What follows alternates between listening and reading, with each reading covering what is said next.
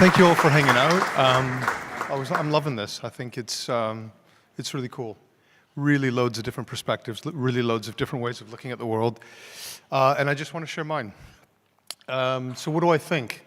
I think that creativity is exactly that, one big collision, or maybe a bunch of little ones.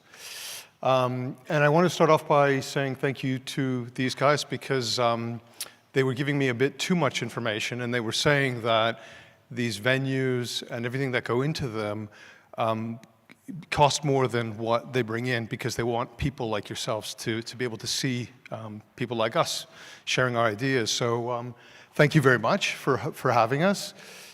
This is our third time back.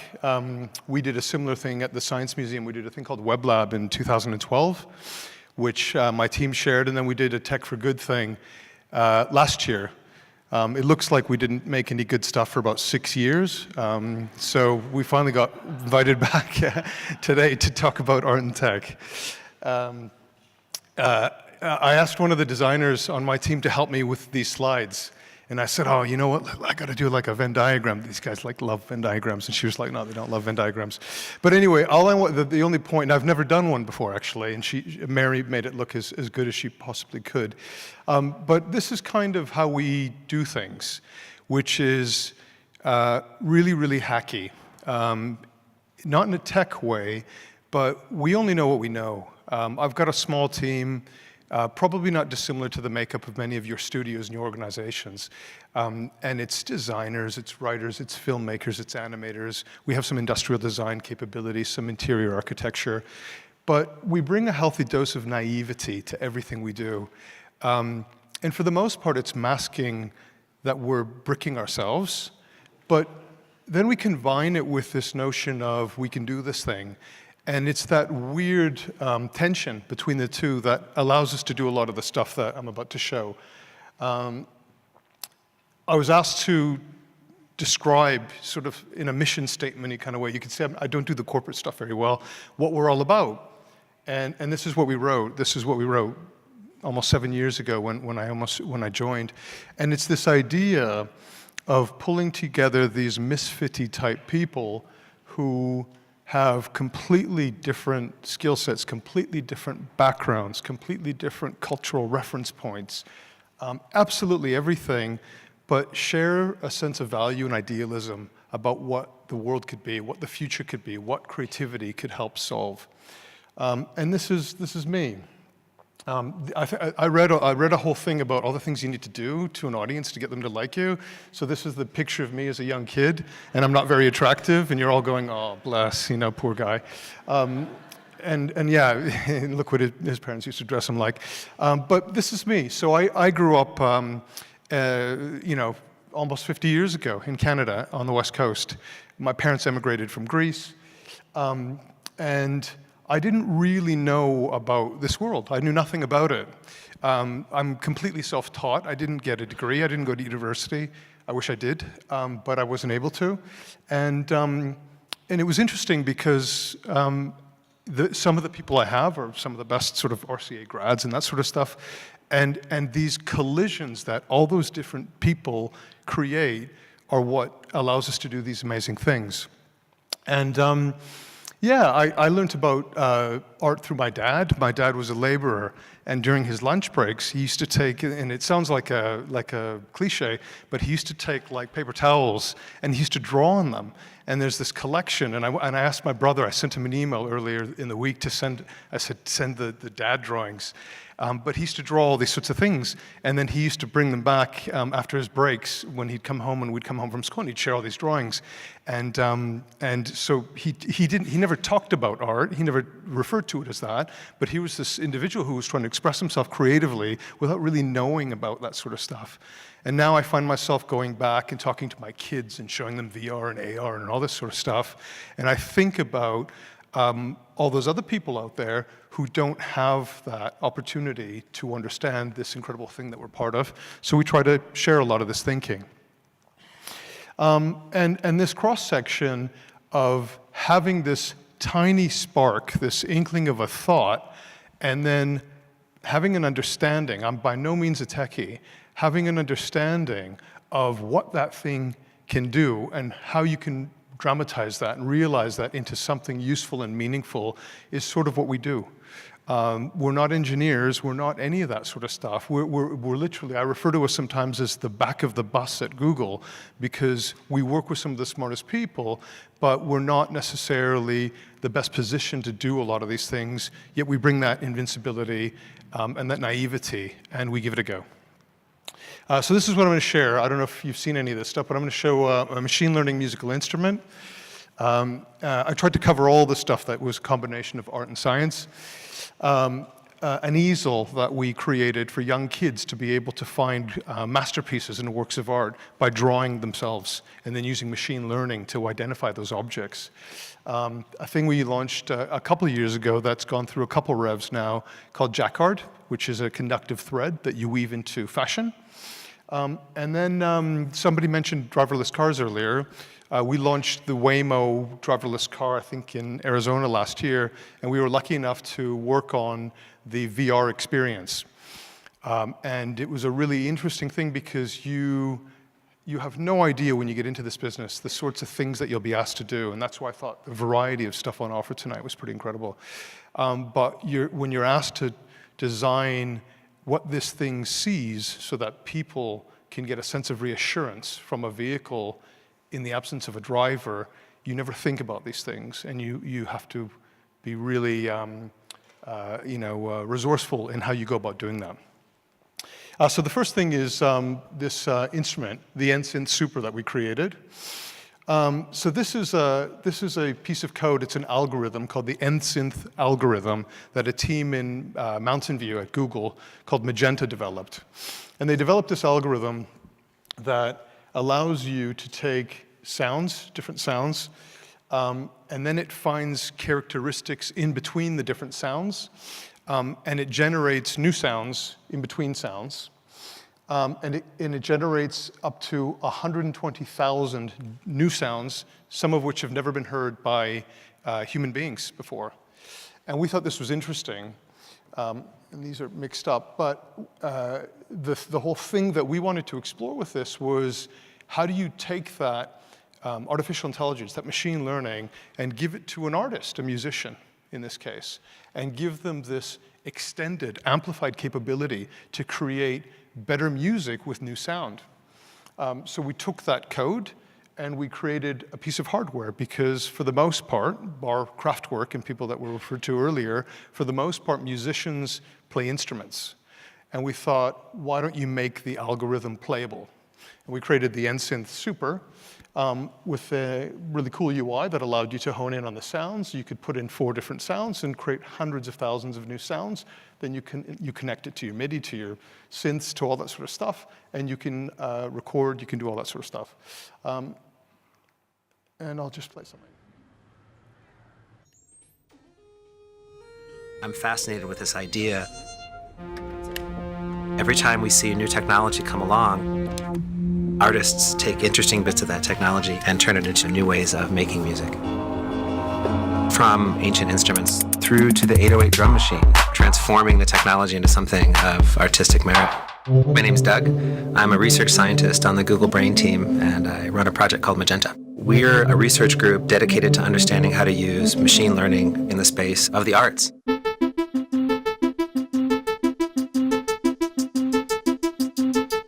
We're not trying to make music making easier. We're trying to build some sort of machine learning tool that gives musicians new ways to express themselves. We're using neural networks in a novel sort of way. We're using neural networks to generate sound. Not the actual note that's playing, but the sound of the instrument. And one of the first projects we worked on was NSynth, which stands for Neural Synthesizer. The NSynth algorithm learns the core aspects of what makes each sound like it does, and then combine those characteristics, drawing a new sound that's not just a blending of the 2 original sounds. Okay, so the first surprise for me is that NSynth works at all, because it's technically a very complicated algorithm and one that was hard to train. And so we've needed to go from heavy math and big computers and lots of code to something that musicians could play. And so another group at Google, called Creative Lab, took the sounds from NSynth and created a musical instrument. We call it NSynth Super.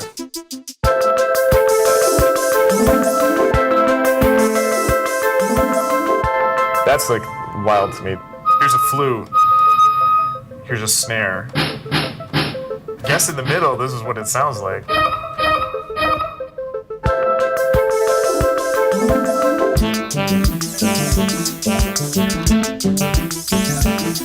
Now it does feel like we're turning a corner of what could be new possibilities. It could generate a sound that might inspire us. The fun part is like, even though you think you know what you're doing, there's some weird interaction happening that can give you something totally unexpected. Why did that happen that way? This is our first foray into actually building tools for musical creativity.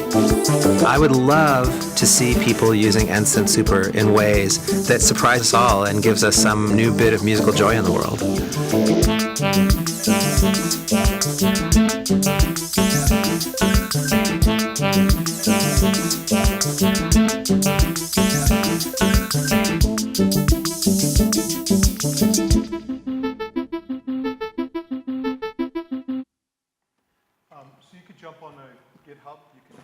Jump on a GitHub and download the code. You can create an open source model, which is pretty cool. You see people making them all over the world, which is really, really cool to see. But I think, again, like what we really try to do, though, is we try to bring, like I was saying earlier, all these different points of view. We try to bring a point of view to everything. And the point of view that we bring, in my humble opinion, is, you know, all this stuff about the robots and all that sort of stuff. I think creativity will always trump technology. And I think in this example, you see the musicians who've been given infinite more capability. And that's what this is all about. So the next one, just on the theme of, again, machine learning, was a project called Draw to Art. And again, in this instance, you can see we're working a lot with data, a lot of data. But a team at Google called Google Arts and Culture digitized 80,000 pieces of artwork, which is really cool. And you can do the whole gigapixel thing. You can zoom in on sections of it and get the detail in better detail than even the real thing.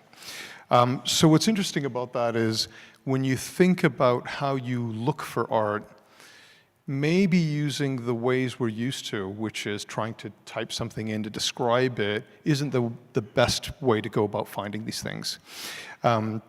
So we thought, wouldn't it be cool again if you could do something creative? And because we were targeting this to young people, we thought, wouldn't it be cool if you could actually allow the person looking for the art to feel like an artist? And using machine learning, you could allow them to doodle to find works of art. And we don't write lines, like end lines, advertising lines, but we try to encapsulate the thought in a line, and it was doodle to find great works of art. And that's what we did. And here are just some of the images showing how some of the doodles were attracting similar types of works of art. And you'll see this again in a film in a minute. And creating these clusters. And I'm going to allow the film to explain how this is happening. But the interface is really straightforward. And this is it.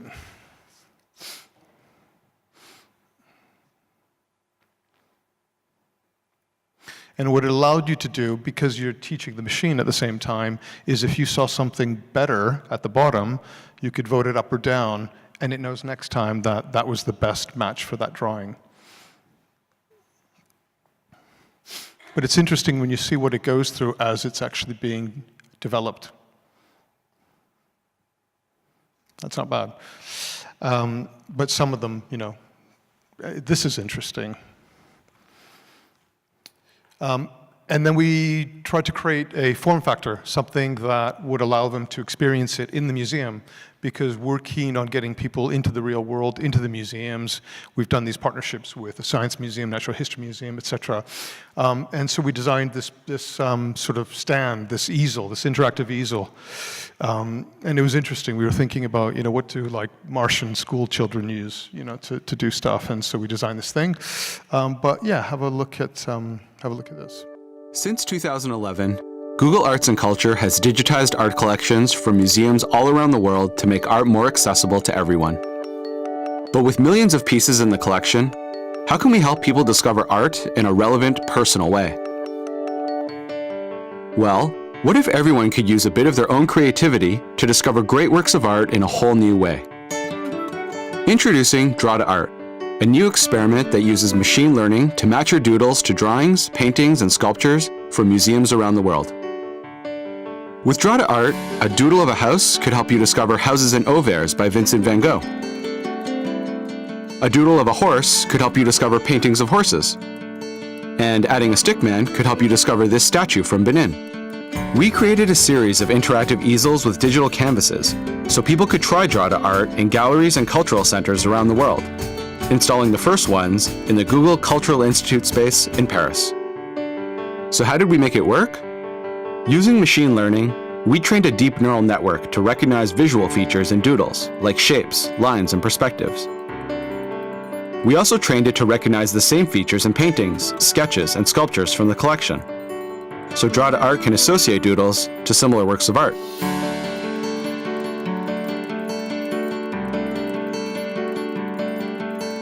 The best matches are then presented to the user, who can help teach the neural network by rating the matches to help improve the results for everyone.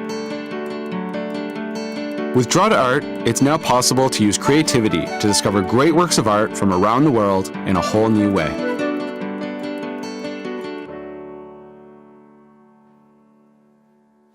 So that's Draw to Art. The next thing I want to talk about is a project called Jacquard. And this is effectively the problem that this technology is solving, which is taking all of this sort of circuitry and components, miniaturizing them, and then allowing them to weave the technology into fabrics and into your clothing to allow you to stay connected to tech while not being distracted by tech. So this thread was developed by a team called ATAP. It's Conductive Thread, so it has copper wire running through it, but I think the diameter of the copper wire is like your hair on your head. And then you wrap it in a yarn or whatever you want to wrap it in.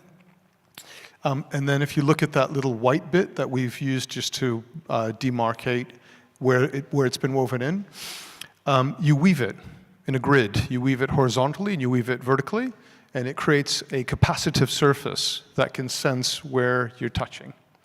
Much like a touch screen, but all done with this soft sort of fabric-y type technology, which is pretty cool. And then you can tether it to your phone. And you can weave it into infinite types of fabrics, anything really. And we did a partnership with Levi's, and we launched a jacket called the Commuter Jacket for cyclists. And it was woven into the cuffs and the sleeve. And then we also had this tag with an LED that was a USB dongle for all intents and purposes that you would snap on as a button. You could take it off and you could do your firmware upgrades, that sort of thing. But it would also act as an alert system. You could put haptic pads in, you could do all those sorts of things. But it's really interesting because in this use case, and even though the video has, I'll full disclosure, I'll caveat something, it has a cyclist listening to music with no crash helmet, I'm about to say it keeps you protected because you're not looking at your phone. But anyway, if you put that aside, the technology is helping you in the situation you need it the most, right? If you can sync it to Maps or something like that, Google Maps, and it is vibrating on your cuffs or lighting up to tell you to go left or right, and all you're doing is looking at the road ahead of you, the technology is actually cocooning you from distraction. It's actually protecting you. So in a counterintuitive way, introducing technology in that environment is protecting you from technology. Yeah, I think we've since made it, but this is an earlier version of the video. But if you put that aside, and then the second thing is trying to find that holy grail of the invisible interface. I'm not saying this is it, but getting you closer to that sort of pervasive tech, that element of being able to access the tech without having to constantly look back at your screen.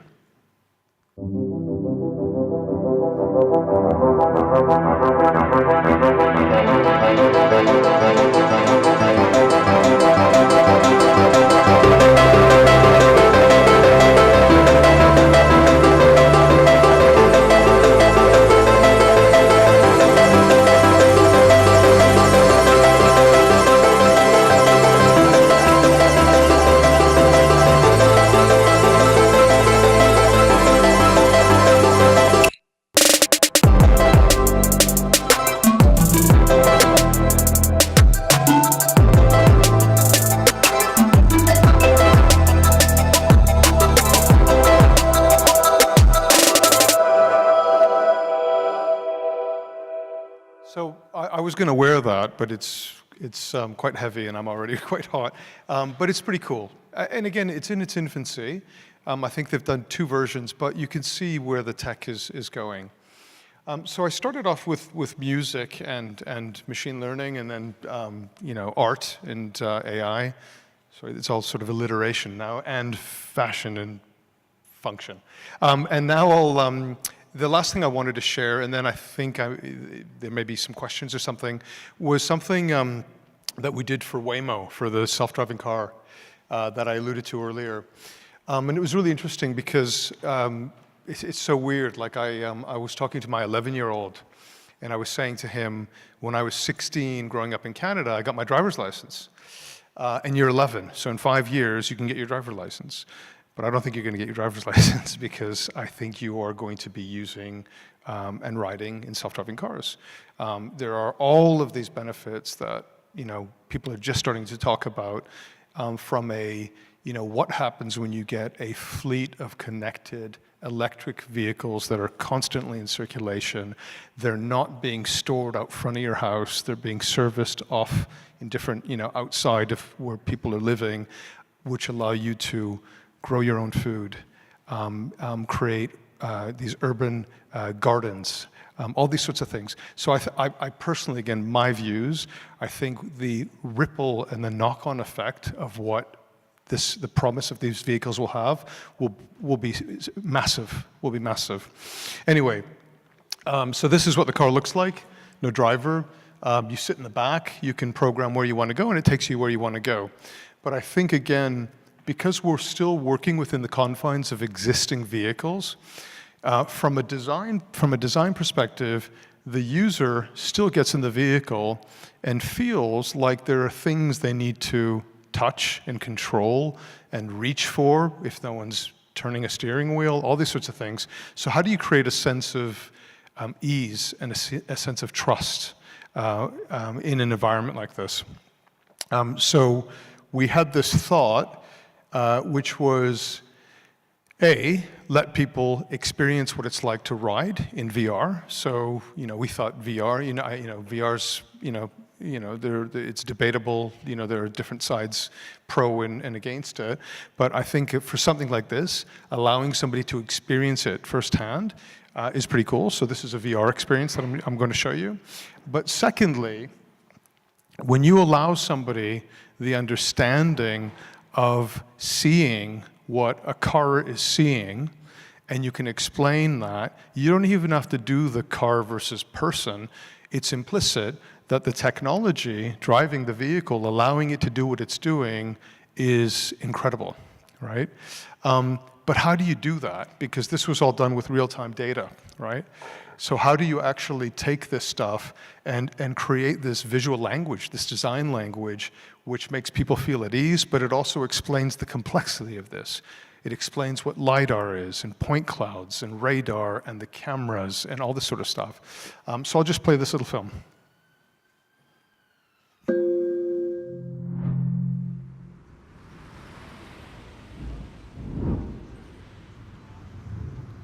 Back in 2009, in our early days at Google, we started working on self-driving cars. Today, we're called Waymo, and our fully self-driving cars are on the road. They use a range of technology we've built from the ground up to understand the world around them and get you where you need to go. You're about to see how it all works and what it feels like to ride in our car.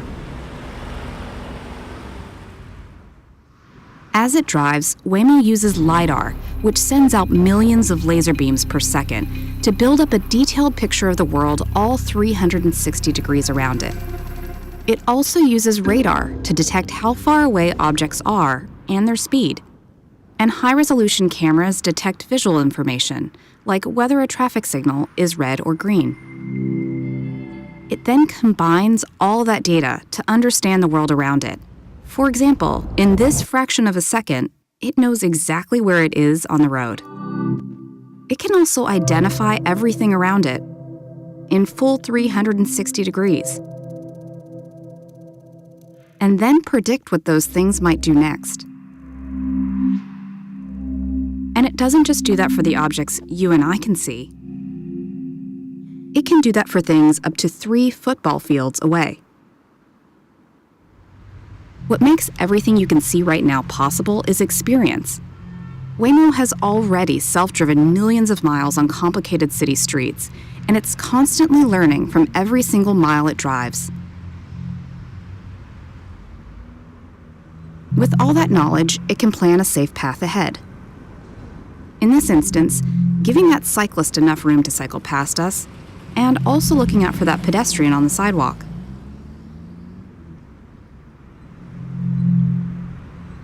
And when it comes to making decisions, this is a good example of how Waymo doesn't just take into account your safety.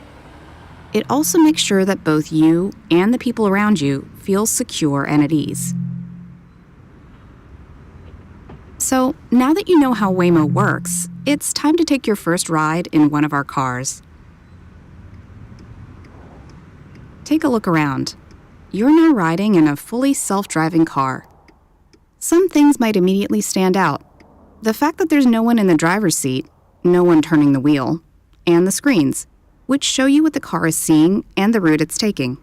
But you might also notice that the ride feels a lot like being driven in a regular car. And that's the way it should feel.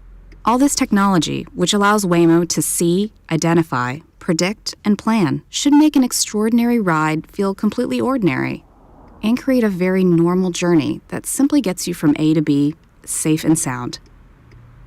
And while it does all that, all you have to do is sit back, relax, and enjoy the ride.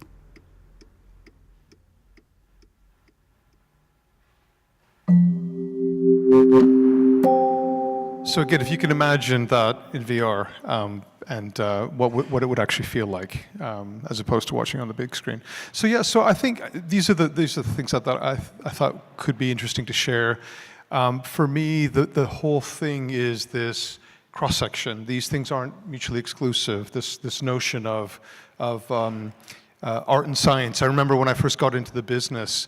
I was a massive follower of Bill Bernbach, who went on to create one of the greatest agency networks of all time. And he used to talk about advertising. He'd say it was art, not science. And we know we're living in an age today where it's absolutely both. So I think it's this collision of the two that will create these really interesting narratives and opportunities. So keep colliding, and thank you very much.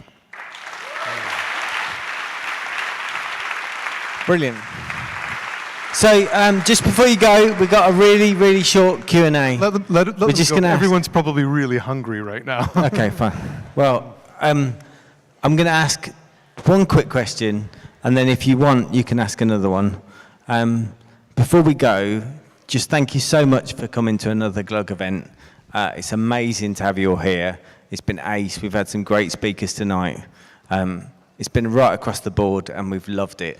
So, just really quickly, we'll do this in a few minutes, but we've talked a little bit about art and science.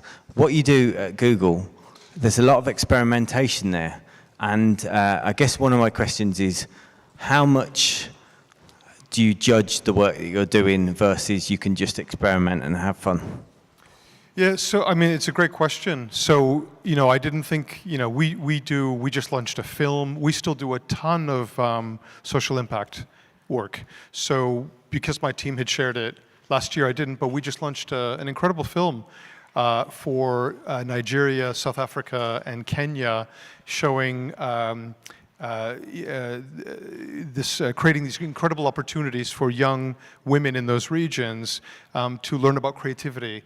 And we launched it on International Women's Day a few weeks ago, featuring some of the biggest Afrobeat artists, trying to instill this sense of confidence in young women in those regions to take up creative industry, which again is just an incredible thing.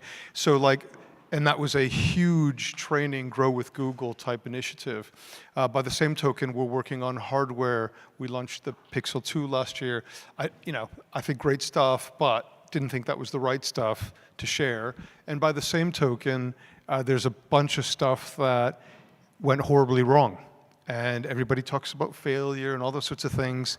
It was really interesting hearing the chap from the Science Museum talk to Kevin, because we did this thing called Web Lab at the Science Museum. And I remember a colleague of his at the Science Museum, when we were building it, we had this thing called the Universal Orchestra, and you could log onto it and play all these instruments from your computer anywhere in the world. And again, our naivety in that instance wasn't the best thing in the world, because we created these sort of these actuators that were playing the instruments when connected to the web. And I remember the guy from the Science Museum, Dave Patton, I think he took a broom or something and he stuck it in the musical instrument and it chopped it in half, and he said, "That's a 12-year-old boy's arm," or something like that. And started yelling at us and giving us a hard time, which is really, it wasn't funny actually at the time. It wasn't a 12, sorry, I'm speaking very quickly. It was a broom, it wasn't an actual kid's arm. But he was saying, you've got to fix this thing, and you've got to create from a health and safety, blah, blah, blah. We drafted in all these experts, you know, Universal Design Studio, people like that. Another instance where we did a sketchbot, it was called, and it caught fire in the middle of the night. You know, incredibly, yeah, I know it sounds funny. It wasn't funny. We were like, this bloody thing caught fire, you know. So there's a huge element of that. But we don't tend to show those things, do we? We just want to show the stuff we ended up with. Successes. Yeah. And you've been at Google for a while. You've done D&AD as the president for, how long do you do that for? A year. A year. What's the stuff that really excites you and gets you out of bed and makes you enjoy your work? To be honest, I think it is the impact that we can have as an industry. You know, I talk a lot about, I didn't want to do it because I talk a lot about it. I talk about this notion that as creative people, whatever that means, designers, whatever, we are much more powerful than we give ourselves credit for. And I'm reading about like Greta, 15-year-old young woman, and what she's done for environment that, you know, most of the world has struggled to get that level of traction and galvanize these communities the way she has. And I just think whether it's for environment or society or economy or for culture, whatever, I think we could do so much more than just our day jobs. And it shouldn't be a side thing that we do, a 20% project. It should be habitual. And I'm not trying to be all preachy, even though it looks a bit preachy. I just think I spent a lifetime, unfortunately, not understanding the value, having the same sort of confidence issues that most of us have as creative people, and realizing very late in my career, we absolutely have license to do these things. And we're actually best positioned to do these things. I will go and sound a bit arrogant because of the way we deconstruct problems, because of the way we think about things, and how we are able to bring them to life visually and through some sort of a narrative, a story. Cool. I think that's a lovely way to end the evening. So thank you all for coming. Thank you, Steve.